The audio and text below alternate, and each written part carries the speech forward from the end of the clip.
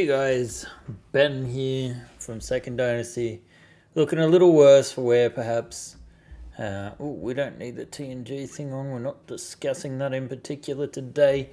I make spaceships, 3D printable spaceships. Right now I make interiors of spaceships, or rather we make spaceships, as it's not just me, it's also good old Albin and yes, and of course John and Lacelot, and we work closely with some other people as well. But in any case, I have finally returned to the Beowulf. I'm not quite over hosting the animation festival the other week, but I'm getting there. And we did have another secret project that we had to work on. That was just I probably won't be able to talk about that for a year or two. But it's kind of a fun short thing to do, but it distracted us away. But I thought I'd start off the stream showing you guys how far we've come with the Beowulf. Now the Beowulf, that's the Type A free trader Beowulf, a classic traveler starship that's been around since the 70s. Traveler, of course, being the granddaddy of science fiction role-playing games, which currently is in its 5th edition. Well, technically, there's several editions out at the moment, including Mongoose 2nd edition, and Sapphire System basically is a Traveller clone. But in any case, we have an official Traveller license. We produced the Type S Scout ship last year, and this year's big project is the Beowulf. We're probably not launching until around September, possibly as late as October, depending on how long it takes to get things done. But I thought I thought we would take a look at how far we had come, because, okay, this is right back in the beginning, but when we last left the Type A, the Beowulf, I had just started working on the upper deck. Now, you know, the whole rear of the ship, it looked quite similar to this, just a sketch, nothing organized and arranged. I have had a productive couple of weeks, if I'm being honest. Let's take a look at what it looks like now.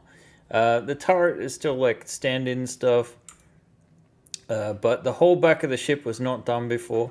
These fuel intakes were not done. The underside of the ship was not detailed whatsoever, and in fact, if we look at the rear of the ship, look at all of that lovely detail. So, I'm quite pleased with the way that this is all coming along. You can kind of see the exterior, at least, is fitting together rather nicely. We're not... You can see it's like almost as well put together as the front part of the ship. What is that little green thing? A gremlin. It's just like one little polygon that's miscolored. Lost the shader, perhaps? You're a lost shader. Oh yeah. Question here. Will there be a Beowulf edition with stretch goals? I mean, we'll be doing stretch goals for the ship. That's what we always do when we do launch. Hopefully this will be our biggest campaign. We want to do it all right.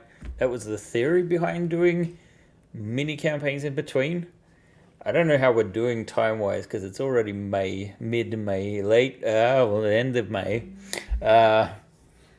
So we'll see what happens. But I mean, the ship is... I'm probably anticipating that we're going to get back into printing at the end of next week. Of course, we do have our Starship The Next Generation mini campaign that is running at the moment. We did unlock a new stretch goal on Monday. I don't know why the update hasn't turned up. I'm going to blame my mini factory. I did write an update. It doesn't seem to have appeared here. Or maybe I just need to refresh the page and I just haven't had it open. Yeah, okay, 9 updates. There we go. Sorry, my mini factory. It was entirely my fault. Although, yeah. There we go. Put that in your pipe was our last one.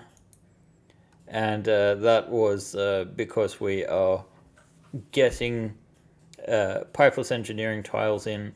We might have a look at them at the end of this session, but the idea is to just show you guys how far we've come with the Beowulf, or rather, I've been working on this. Albin has worked on wide doors and is currently working on diagonals for those stretch goals. But yeah, today I thought we'd bring back the focus to the Beowulf, because at the end of the day, the 28mm ships is what we're all about. Now, at the same time, it is important to note that the mini campaign has been quite successful. That'll keep the lights on for another couple of months at least. And let's see. We got a question about how long is it compared to the Scout. The Scout is approximately the same length. They're quite similar. I think our Scout ended up being about 27 squares, so that's like 27 inches at scale. This is, I think, 28, excluding this suspicious looking... now, what was this called again? It's a... wait, I don't have that up here. I think it's called static discharge probe, according to the old Traveller lore. So, in any case, to about here is about 28 inches. So, roughly the same length. The main difference is this has 3 decks. And it's a lot broader, a lot further forward. So, it has approximately twice the interior volume. Weight-wise, I think we're probably looking at 6 or 7 kilos. I'm not entirely sure.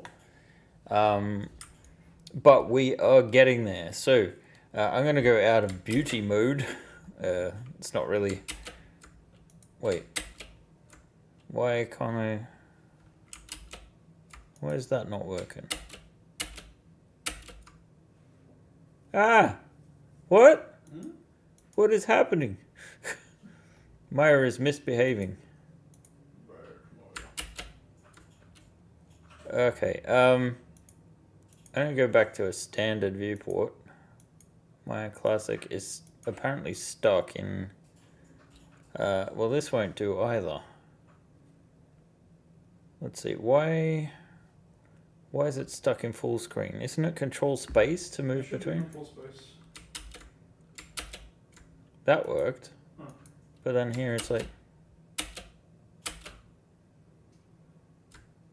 Full screen view is now on. Press control spacebar for standard window.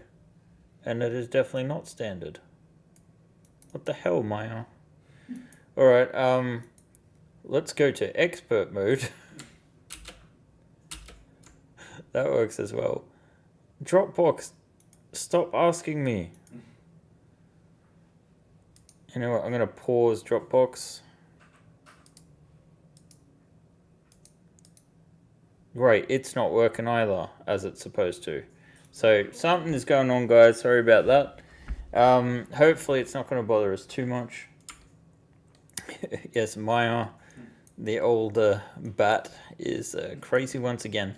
I have done a couple of modifications on this. I will show you guys the primary inspiration I've been working off. It's from Mega Traveler, so a while back.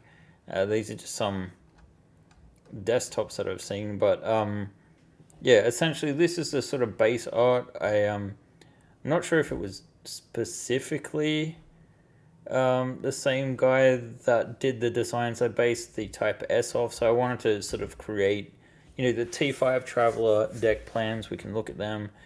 They're quite simplistic. We have some old school Traveler art for the actual exterior of the ship. You can see we're not too far off the classic design of the ship. However, this version does not have the sort of side-loading cargo bays that this version does have, or appears to have, at least in some versions of it. You can kind of see here what looks to be a side door. We have added side doors in there because the central ramp, you know, it doesn't have a lot of clearance, and we've actually lifted the hull as well, so it does stand higher off the ground. But these are the deck plans we're trying to base things on. I say trying to because inevitably when you translate a design to full 3D, you realize pretty quickly what doesn't work. What didn't work well at all was the arrangement in the clinic. So it's essentially being swapped around. We've actually lengthened the ship by another 2 squares at the front, mostly so that we can accommodate wait, now I need to view my layers. See, this would be nice if the classic version just worked, but apparently it really does not want to. So, well, we can see. If I turn off a couple of layers here, and I might just turn the lights off as well. That is the scene lights, just because they take up some memory. If we take the top of the hull off, let's get deck A off and deck B, and then the side of deck A here, so we can just look down into the hull. I guess that should be in a different layer, but oh well. You can kind of see that medical bay, we rearranged it. The staircase we put on the opposite side. All of this was just to make it fit better together, and essentially we needed it. There's supposed to be a hell of a lot of these low berths in there, and there's supposed to be like 10. If we look again here, these are not sorry, these aren't 10 each. They're supposed to be 20 here, so it's just, it doesn't work. So what we ended up doing is spacing them out so that there's actually more room for them.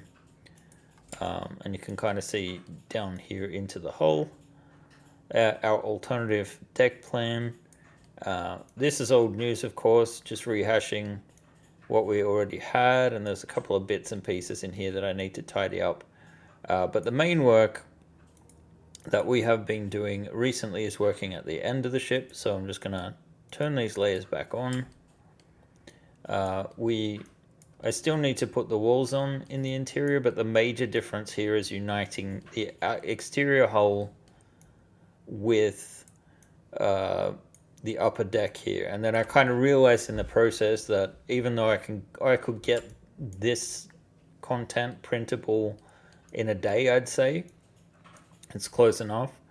There's little point to printing it at the moment because you need to support it with everything else that's meant to be underneath it, right? So that was of major concern. Let's see. Got to go to bed. Bye. Oh, okay. We got someone in the Australians or something. Pretty far over in that direction, in the Pacific.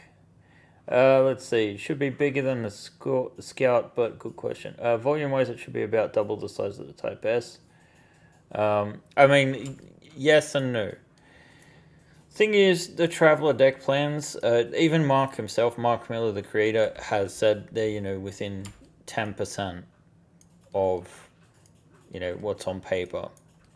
So they're general guidelines. So here we're probably going to put in some kind of sort of cafe lounge. I haven't decided on the exact areas. We're going to have to put a lid on the lift too. I've realized. Kind of realized that just looking in here, that you can kind of see the top, and it's if we're going to have a window here, which I think traditionally this is actually closed, so you can kind of see some sections I've not updated here. So that they're correctly mirrored. But again, we get to the end of the ship. The next major challenge we had was creating the garage and just the look of the exterior hull. Now, this was a section, I can put the lighting back on since we're in the exterior of the ship. That was a real challenge to figure out how we were going to do this, because many of the illustrations of the Type A, you can kind of see here how the hull tapers out and then joins to this section here, which contains, essentially in the design, if we look at the deck plans here again, what we're looking at here is this section, and what it actually represents, let's see, as it kind of clearly marks here somewhere. Where is it? Refuel intake ports. Okay, so essentially these are what are called fuel scoops in the actual tabletop role-playing game.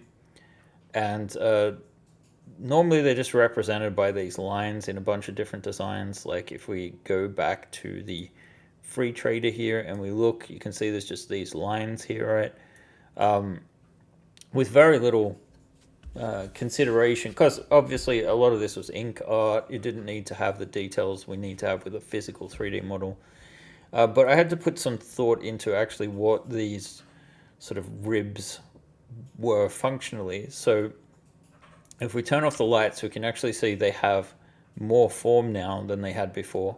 I've been mucking around with these files, so they're not completely bug-free at the moment. But you can kind of see now that they're kind of like funnels. So the idea is you would skim the top of a gas giant, like say Jupiter. You would just pass by low enough that you kind of force some of the gas through these filters. The idea being that you filter out the hydrogen, which you then compress into a liquid, which you can use as fuel. And the jump drives then use this fuel to get you so that you can travel interstellar distances. Jump drive in Traveller is kind of like a fold drive, only it always takes a week to work. So you kind of like got to get out of a gravity well, and the engines, in fact, are essentially anti-gravity plates that repulse or attract gravity depending on where you're traveling to.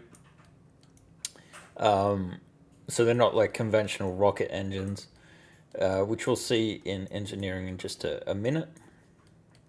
So, so these are fuel storage, fuel processors, and then there's like, you've got to get rid of unwanted content out the back, essentially, which is... Yes, I know what Albin is thinking of. Maybe some more of you guys, but yeah. They're the fuel processing waste vents in these diagrams. This I've just found on the web. And again, it's just inspiration.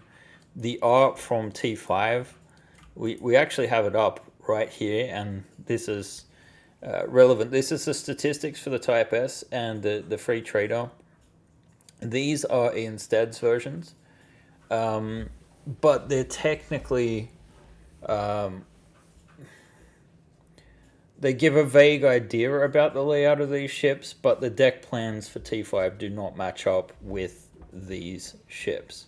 So when I was going through and designing things, I've taken inspiration from lots of different versions of Traveller, but ultimately I've tried to match as close as possible to the T5, the Traveller 5 deck plans, and when in doubt, I have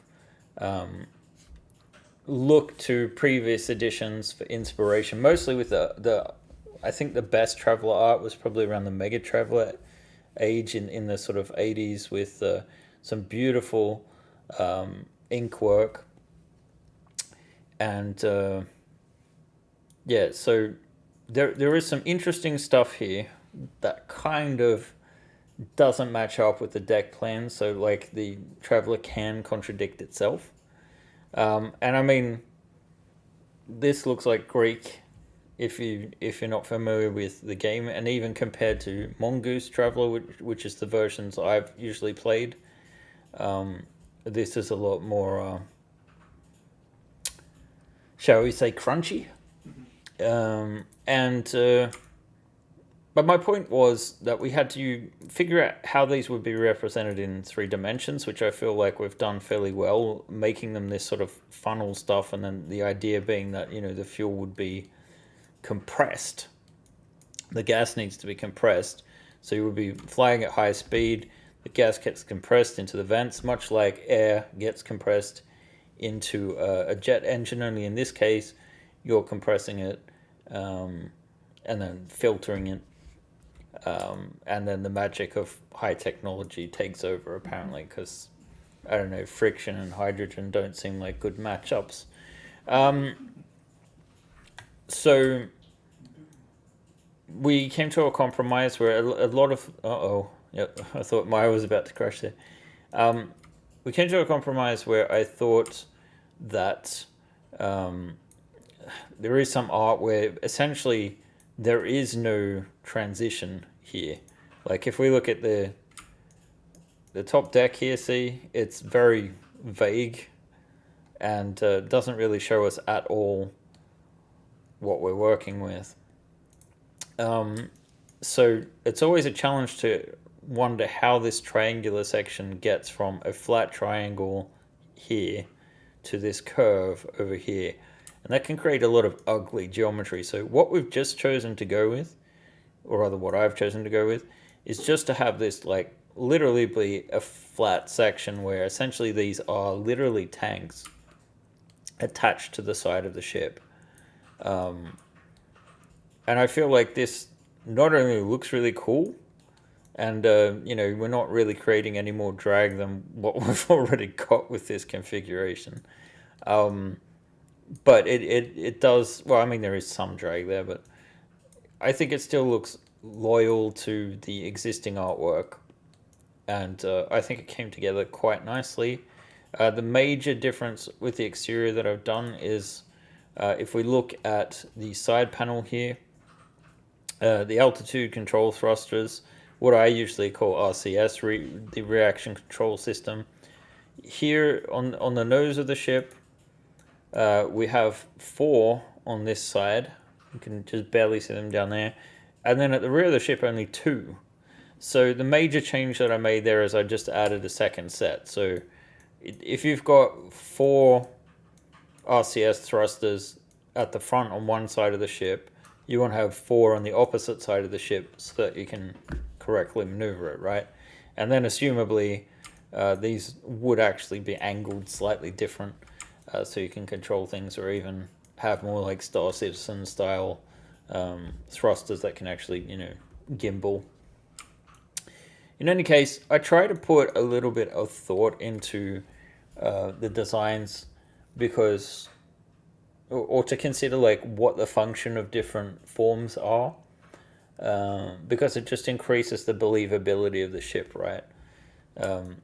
I feel like this is going to be a great ship. Not only like it's a classic traveler ship, but it's interesting enough and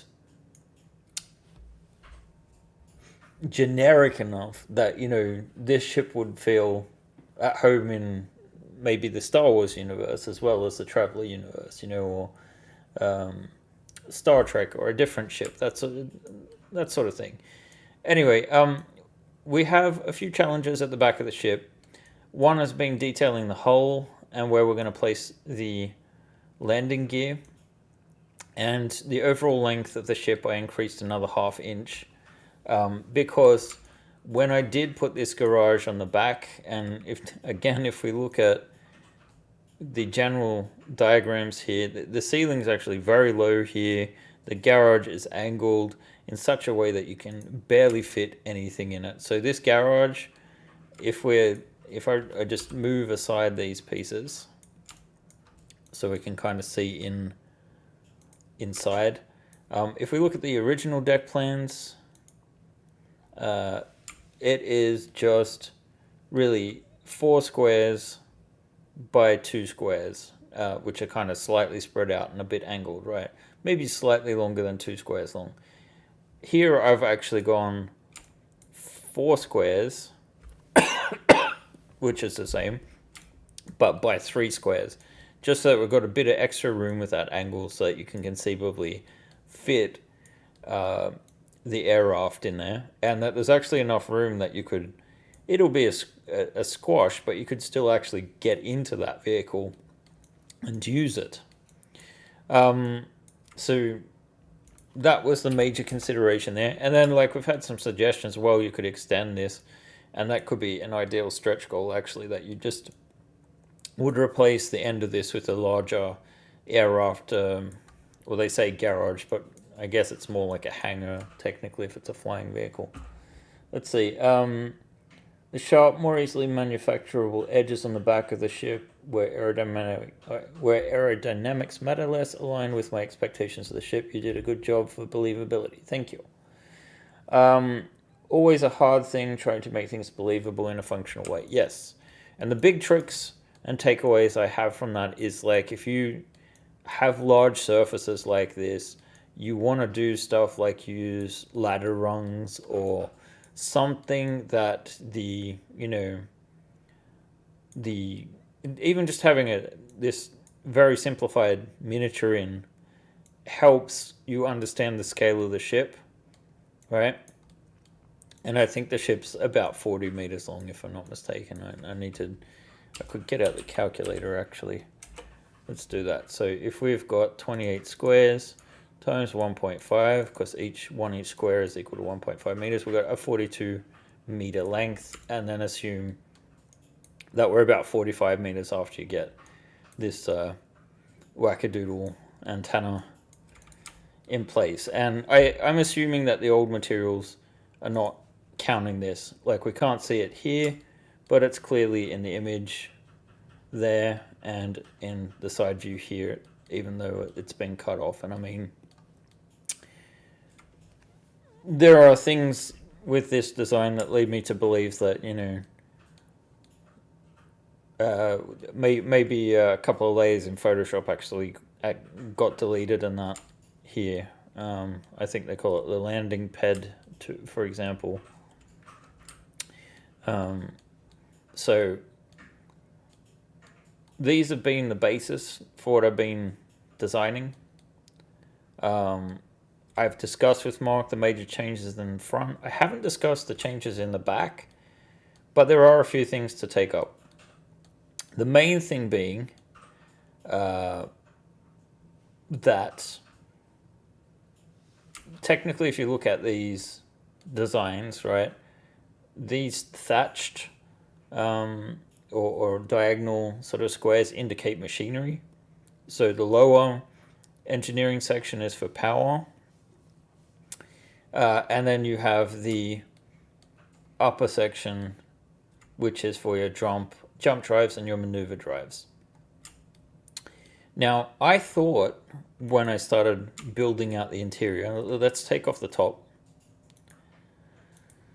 and let's take off deck A and have a look into the start of wait, I want deck A sides. Why are these in deck A sides? They should be in deck B sides. Right. So if we look into here, we've got the cargo bay, which I'm starting to detail out. I'll talk about the door in a little bit. So you basically, if we look at the free traded design once more, you've got the main sort of living section for the crew at the front of the ship. You have the cargo bay segregating the engineering section, and then on the very top you have the passenger section. So we've basically dealt now with all of the forward sections, including the passenger section, and there's a bit of tidying up that needs doing to make it printable, but there's a lot of duplication of walls that we already have designed, like iterating on what we already have, right? This was the hardest part, figuring out the front of the ship, where we also got really steep angles, curved angles, having to determine where you need to build in the floor as opposed to keeping it separate. And then we have the rear of the ship. We can see down the lower section we've got like an airlock. This indicates a ladder on the ceiling, but it also indicates a ladder down, or rather a hatch down, which means that on the underside of the ship there's meant to be an emergency exit of some kind, or some kind of access point. So I've left this in. If we get down, so there's going to be an exit there.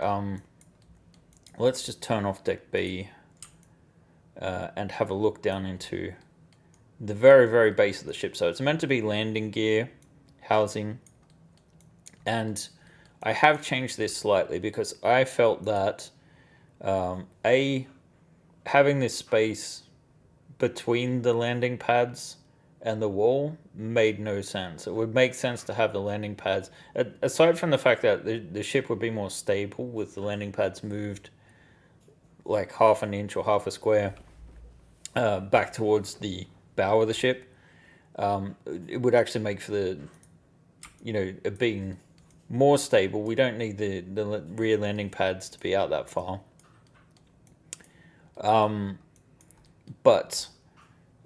So I've moved them back a half inch, which frees up some room in here. But the main issue I found was that, we're supposed to have our power down here.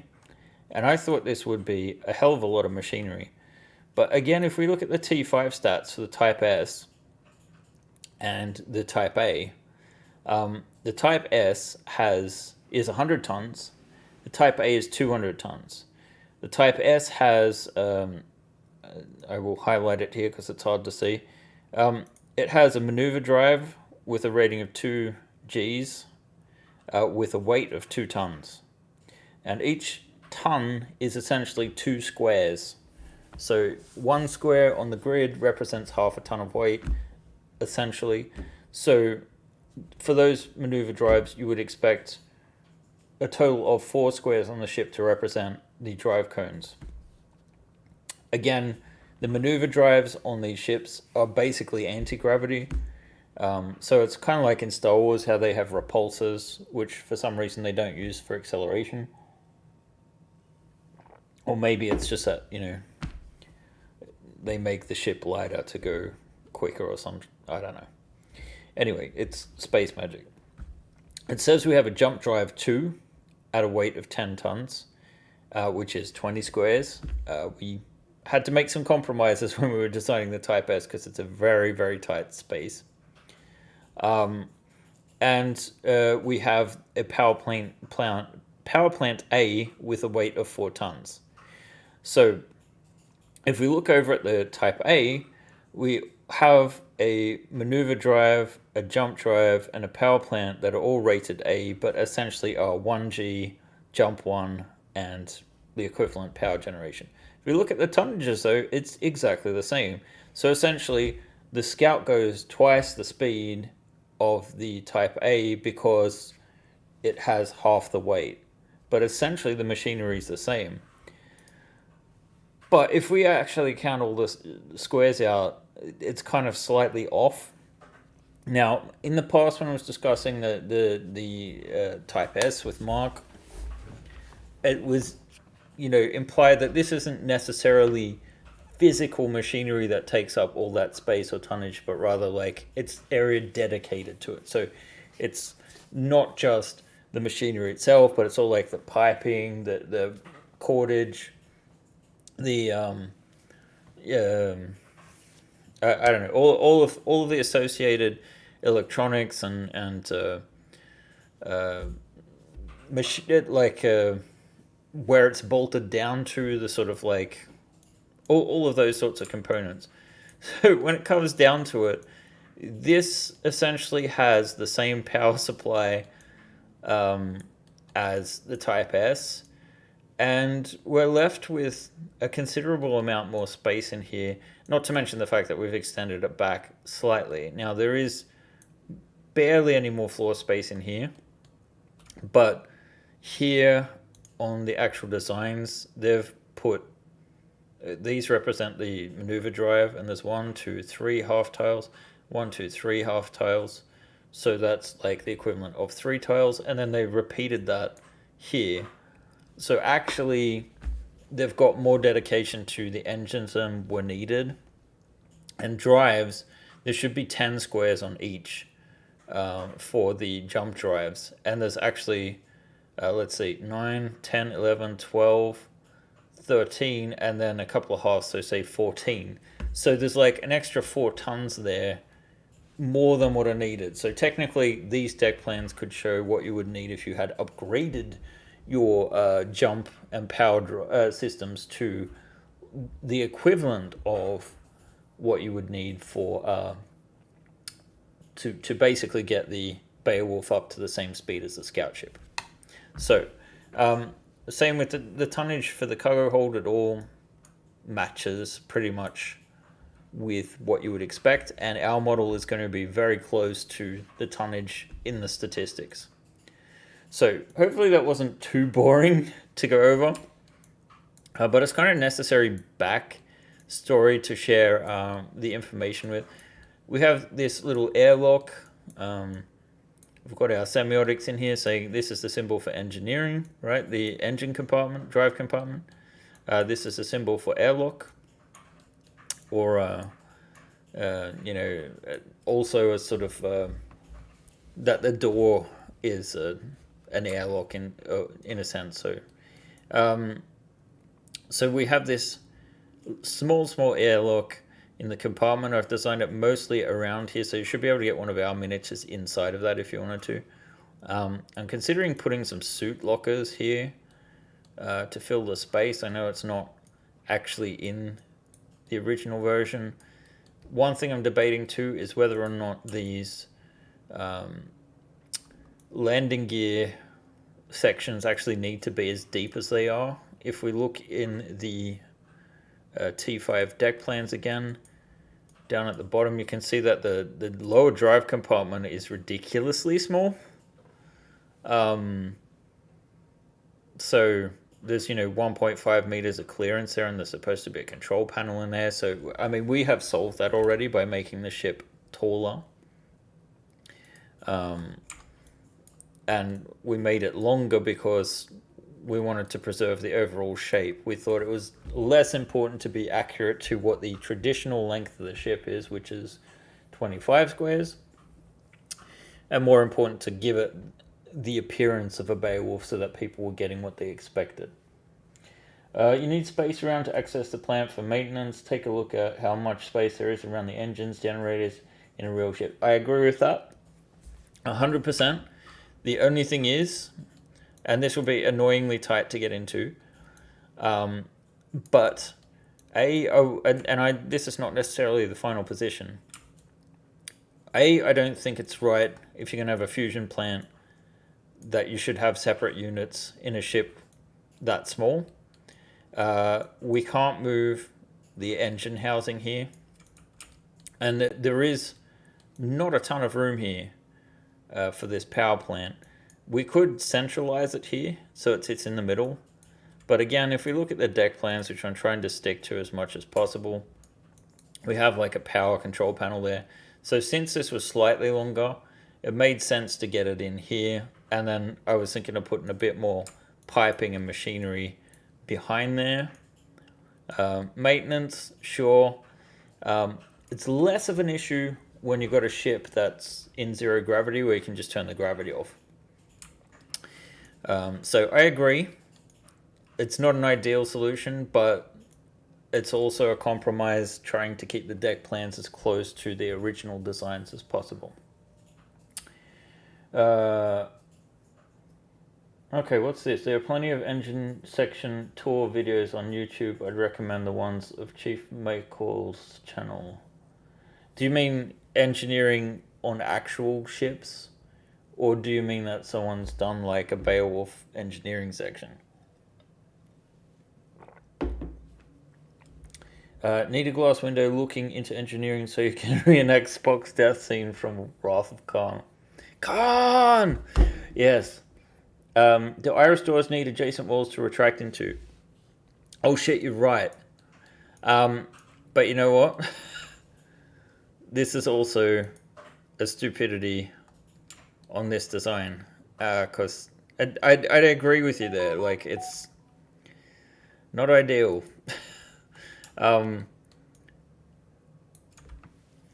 Yeah. That's a good point. How do we solve that? In previous measurements, it's been fine going up half an inch more above, essentially, to create the room that you need for the iris door. But yeah, essentially what you're saying is we would need this wall to be like about here for the iris to correctly operate. You're not wrong. The question is whether or not it's worth doing something there. Like, I know it's lazy. We could alternatively have some kind of alternative, different kind of door, but yeah, you got me. You got me. It's not a problem for 340 on a Friday. Let's put it that way. I'll keep that in mind. The main point of this is to just tour what we've been up to lately at this point. So let's go up a level. The jump drives, like I said, we've actually got more room than what we needed. We're only meant to have 10 squares on each drive. I kept them separate as in the scout ship because I think it made sense to do it this way. Now they are meant to get fuel out of these fuel sections, so I'm going to do some piping that feeds in from these walls. So I'll probably use another 2 squares here. One thing I'm considering or already have done here is moved the control panels further along the corridor. Again, if we look at this design, this corridor ends here. On mine, it ends like here. Because having regained some of that space and also just the way it worked out with the 3-dimensional space, there's not a ton of overhead clearance here for the control panels. There's not enough, like it's not going to be a full wall. But it's comfortable enough that you could definitely have a station there and have plenty of clearance. You can see here that the angle flows up there. It's not really an issue. If we put the top hull back on and look at what we've actually got to work with in here, there's actually a ton of room. Of course, the ceiling is higher than in the rest of the ship. So we just have these traditional drives that are actually taken straight from the scout ship at present. I mean, the process of rearranging them and trying to figure out what I want to do with like the power cables and whatnot, because technically they should be feeding down, not up, if the power supply is down there. Um, technically, if I was doing this myself, I would probably split this back down into like a. This is not really easy to see, but I would move the floor down to like here, so that the whole rear section, and then just make the lower section here a crawl space for piping and, to actually have crawl space. And then I would probably actually just rotate. See, because again, we are trying to stick to the existing deck plans, right?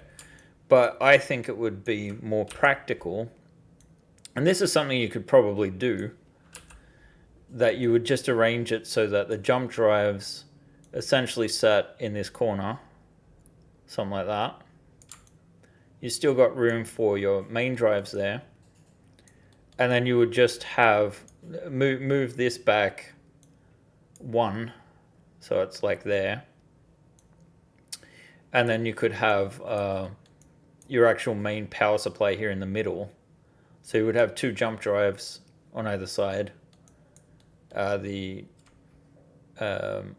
deck lowered slightly, maybe not too much, because we don't want this to intersect the floor here. So you can come down a ton. I can look and see how far we could actually come down. Let's see, let's make sure this is on standard mode. And yeah, so we could come down as low as like here maybe.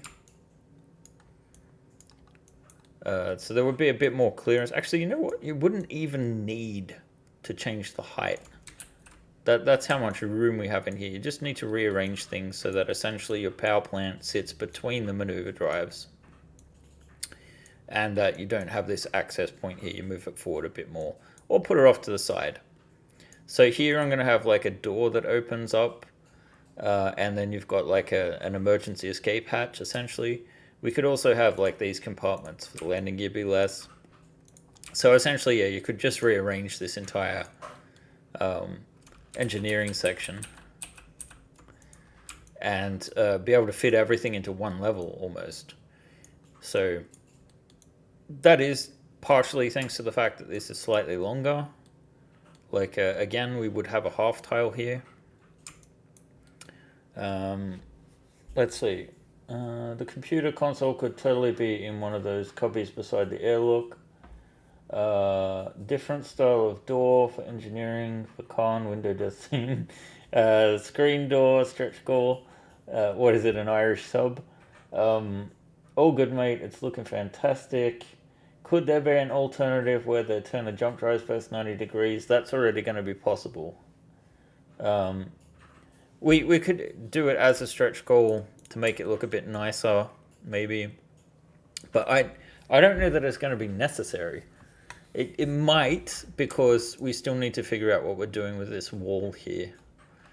So it might be a slight change, but yeah, an alternative configuration for engineering. That seems like something that would be a manageable stretch goals, because we're trying to do more manageable stretch goals now, because it bogs us down for months delivering the stretch goals and means that we have a hard time getting on to the next project. I love doing stretch goals, but we're also not making enough of the campaigns where we can sit there for 6 months doing stretch goals. Things are not as easy as it was when it was just me. The burn rate can be a little bit scary when you're the boss and you've got several employees under you. So yeah, there is some rearranging we could do, but my number one priority right now is trying to keep this close and loyal to the T5 deck plans. I want Traveller players that pick up T5 to feel at home on this ship. And, towards the rear of the ship here, where we have less issues of, this curvature under the ship to worry about, where we don't have to have built-in floors, it's much more easier to customize these compartments. Moving on to the last thing I'm going to show off today, which is the cargo bay. And that is, the cargo bay is large enough that it should be able to fit most cargo. I mean, the nature of the walls sticking out slightly over the edge, I guess these will get moved in slightly more than what they are right now, means that, you know, the cargo can be a tight fit. When we have different compartments here, I think I actually, if I'm not mistaken, yeah, this wall, and it's the same in the deck plans, you can see that these walls do not allow for full squares, right? Which means technically you can't get as much cargo in under here. The other issue is that, you know, because of the floor height difference, the fact that, you know, there is room between the floors, you can't necessarily easily stack 2 crates on top of each other. What I'm thinking of is that if we look at these deck plans again, see these dark lines here? That implies that there is actually a partition here. So it's not open. It's meant to be closed off, but a partition, right? A catwalk, it says. Is it a catwalk? If you want to fill that cargo hold so you can use the max capacity, that catwalk is in the way. You also have the issue in the original plans here. You can see that this hatch, it actually indicates, like if we look here, it says hatch above plus deck, which means there's a hatch on the bottom of the deck and a hatch on the top. So a ladder will, like on the Nostromo, right? We don't, however, have anything coming up here on the top of the hull. So either this is meant to lead to just above, outside of the grab vehicle bay, in which case, you know, the garage door is really in the way, or now it will come up in the garage. So if we took this, for example, and put it where it's supposed to be. John says hi, by the way. Hi, John. What? You streamed without alerting anyone? But a simple me6 auto message? You jerk! I love you! So, yeah, it would just basically come up here in the garage. And yeah, the vehicle probably would be blocking it for the most part, but it will be there. It certainly will be there as an option. Let's take the top off again. So I'm thinking about all of these things. The cargo bay, what I was saying is this listed catwalk here. I'm wondering if you want to fill this cargo bay out, you need to take off the catwalk. So I'm wondering if the catwalk itself might actually be something that retracts into the roof. Because if we look at where deck A is at this level, we actually do have another 0.75 meter clearance above here. It's kind of hard to see in the dark, but half a square essentially. So that this section could technically retract up to like here, allowing you to absolutely fill that cargo bay, right? But I'm not sure if we will represent, you know what, I'll say that will be a stretch goal. So we'll just have a normal walkway, and we'll make a removable or retractable catwalk. Now, I don't want to give too much away here, so I'm going to, I need my timeline, which is at least available in here. So, wait, doesn't Classic have it? Classic did. Standard doesn't have a timeline. Ugh. Maya, why are you doing this to me?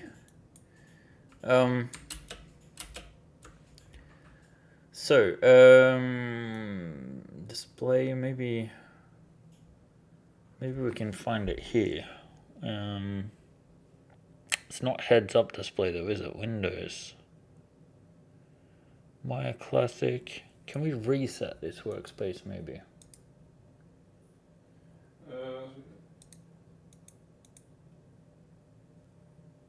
Reset current workspace. There we go. Oh, finally. Oh, that feels so much better. Okay, so, yeah, the cargo bay. So we have this issue, right, where there's not a ton of clearance in this forward cargo bay. You could not get a container in there, for example, even though we tried to make it more accommodating. you still probably only got like a maximum 2 meter clearance. The containers are 3 meters, right? So here's a 1.8 meter dude. Okay, so say that we've got 2.4 meters there. That's not going to cut it for one of those cargo containers. So we have these side cargo doors, and I feel like there's definitely, even though it's not mentioned specifically in this design here, you can see that there's meant to be a cargo door there and a cargo door there. And again, in traveler technology, they have repulsors, essentially, or rather the anti-grav, so that most cargo would not be loaded with cranes or machinery unless you're in a very low-tech world. It would simply have some kind of lifter that's built in, and you would put in the crates through the side. So essentially these crates get loaded like so, assuming the catwalk's not there at the time. But so we have these cargo doors, right? And they're built so that they can take that out. And then my goal, at which I've started constructing, is for these doors to work much like a van door, so that they will slide. I think that makes the most sense.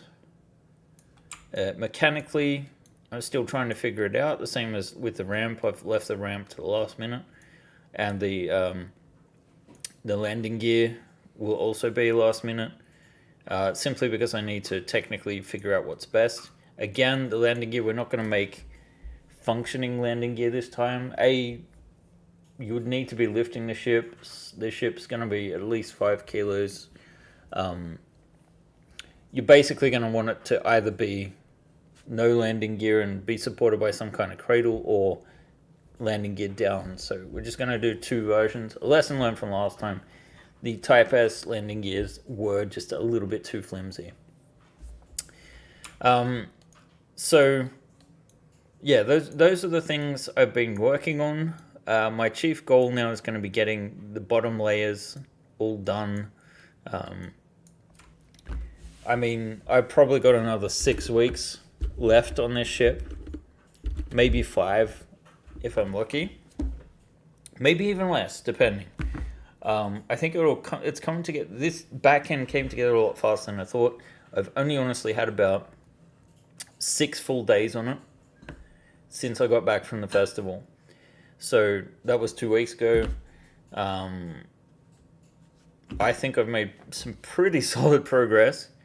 And of course, we do have our ongoing quick campaign, which has gone better than I expected. Again, Starship The Next Generation, we've had almost 500 backers in the first couple of weeks. The first couple of days, really. So surges don't usually work the same way on my mini factory. It's basically when we have advertising active on the front page, we get a lot of backers. When we don't, we do not. But, you know, if we just do some calculations, let's see, if we take 22,600 and just divide it by 497. Oh shit. That means like $45 is the average pledge, which is way higher than what I thought it would be. I thought we'd have half past backers and half new backers, essentially, and that those averages would be considerably low. So I'm very happy with the way this has performed. It's performed well enough that we'll continue to do more from Starship 1 and 2. I don't know the timeline for that yet, but our next campaign will be our Shuttle Alpha Mark IV, and we will do that before summer. So sometime next month, I'd imagine, by the end of the month, we might launch something similar to this, or a quick starter maybe. But it will be, again, a smaller campaign, something that can just keep us going so that we've got, you know, the funds in place that we can give the Beowulf the full treatment. And I'm hoping you guys see the potential. This ship's going to be pretty epic.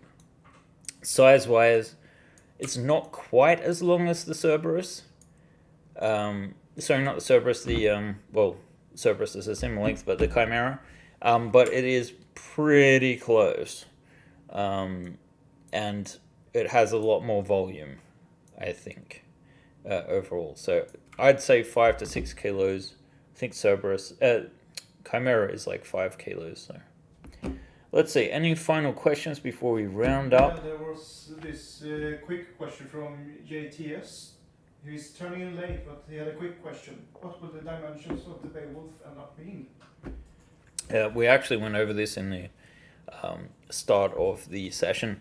Essentially, not including this prong thing that sticks out the back. Essentially, 28 inches from front to back. That is 42 meters at scale, and in centimeters, I guess. What do we want to do? Times 25.4. So about 71 centimeters in length. So the Chimera, by comparison, is 90 centimeters. So it's not our longest ship, but technically I think it's pretty close to being our widest ship. It's certainly like going to be heavy for the fact that it's got these 3 different levels on it, and they're quite open and usable, functional. This is about the biggest size I think it's practical for your tabletop to actually make the ship portable as well. After that point, you know, you really need to break things down and carry them in several boxes. This you could pick up, put in your car, take it to, you know, a convention or whatnot. Not to mention the fact that it's just going to look very nice. Our prototype, we only have the front half of the ship here to about this point, and but it does look very nice. All right, guys. Hopefully we'll be getting back on a more regular schedule. I did have a meeting all day yesterday, which is why I couldn't stream. Happy to be back on the Beowulf. I was quite frankly getting a little sick of it when we started really focusing on the Starship The Next Generation, which is also a reason why it's good to spread out the larger ships, because when you need to spend 6 months working on them, it can get very tedious. You can get blocks.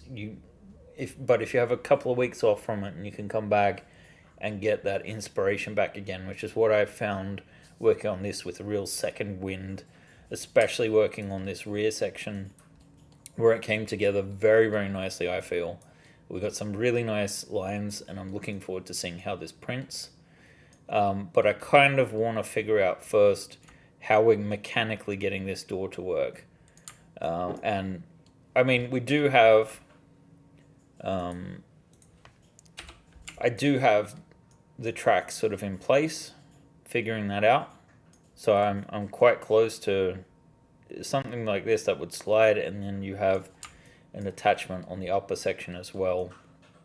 And we just have this, we basically split this rib here, so maybe the frame is its own thing and print it out separately. We'll have to see exactly how we solve that. But I expect to have a solution by the time we have our next session next week. We might look then a little bit more at, or have a different session sometime to look at some of the stretch goals that are being worked on. Alright guys, that's it for us this week. I'm going to end the stream here, and